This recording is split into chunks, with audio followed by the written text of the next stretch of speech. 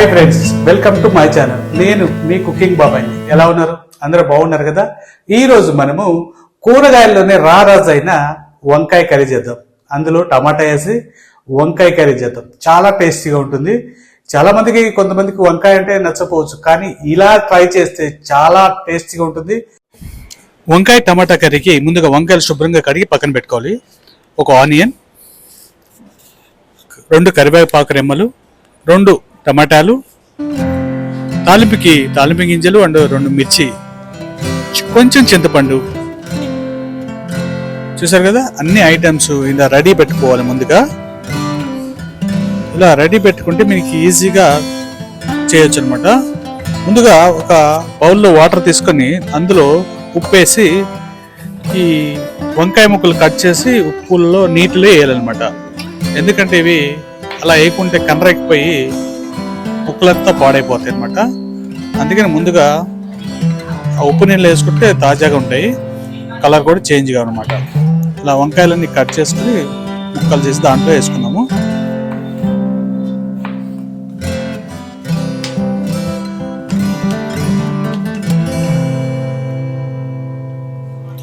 తర్వాత టమాటాలని ఇలా మీడియం సైజులో కట్ చేసుకోవాలి. మరీ చిన్నగా కాకుండా ఒక మాదిరిగా మీడియం సైజులో కట్ చేసుకొని పక్కన పెట్టుకోవాలి. ఇక చింతపండు, టమాటాలు ఎక్కువ వద్దండి, మీడియం కొంచెం వేసుకోండి. తర్వాత ఆనియన్ ఇలా సన్నగా తరుక్కోవాలి. చింతపండు, టమాటాలు ఈక్వల్గా మరి ఎక్కువ వద్దండి, పులుపు అయితే కూర అంతా పుల్లగా అయిపోతుంది. చూసి వేసుకోండి. ఓకే, ఇలా కట్ చేసి పక్కన పెట్టుకుందాము. ఇందులోనే 2 మిర్చి ఇలా కట్ చేసి పక్కన పెట్టుకుందాం. ముందుగా ఒక ప్యాన్లో నూనె వేసి, మనకి సరిపడిన నూనె వేసి దాంట్లో తాలింపు గింజలు వేద్దాము. ఇవి వేగిన తర్వాత కరివేపాకు, తాజాగా ఉండే కరివేపాకు వేసుకోండి, మంచి స్మెల్ వస్తుంది. ఇందులోనే 2 ఎండుమిర్చి వేసి ఇలా వేగనివ్వాలి. ఇలా వేగితే మంచి స్మెల్ వస్తుందండి. దాంట్లోనే మనం కట్ చేసుకున్న ఆనియన్ వేసి బ్రౌన్ కలర్ వచ్చే వరకు అలా వేయించాలి. బాగా వేగిన తర్వాత అందులో పచ్చిమిర్చి వేసి కొంచెం ఫ్రై చేద్దాం. ఇక ఈ ఆనియన్స్ మంచిగా మగ్గిన తర్వాత ముందుగా మనం కట్ చేసి పెట్టుకున్న వంకాయ ముక్కల్ని దీంట్లో వేద్దాం. వేసి ఒకసారి అలా తిప్పేసి మూత పెట్టుకుందాం. అలా ఒక 5 minutes అలా చేసిన తర్వాత మళ్ళీ చూస్తే కొంచెం మగ్గినట్టుంటాయి. ఈ మగ్గిన వాటిలోని కొంచెం పసుపు వేసి మళ్ళీ ఒకసారి తిప్పేసి మూత పెట్టేద్దాము. ఒక 5 minutes తర్వాత చూస్తే ఇలా మగ్గి ఉంటాయి కొంచెం లైట్గా. ఓకే, ఇలా మగ్గిన తర్వాత మనం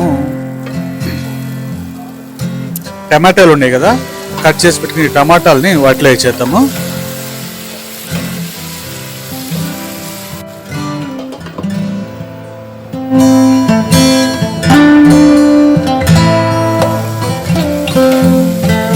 ఇలా కొంచెం మగ్గిన ఈ టమాటాలు, వంకాయల్లో మనం కారం, మీకు సరిపడినంత కారం వేసుకోవాలి.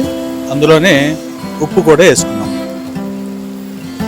ఇలా 2 కలిపేసి ఒకసారి తిప్పేసి మూత పెట్టేద్దాం.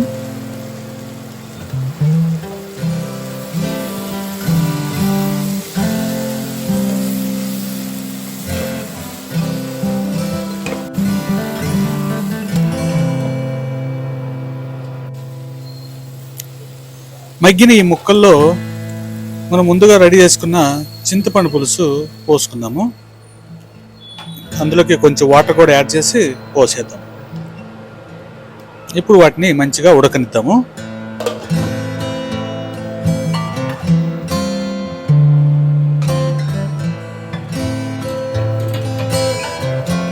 ఇలా ఒక 5 minutes ఉడికిన తర్వాత ఇందులోకి ధనియాల పొడి వేద్దాం. ఓకే, ధనియాల పొడి వేస్తే కొంచెం స్మెల్ బాగుంటుంది.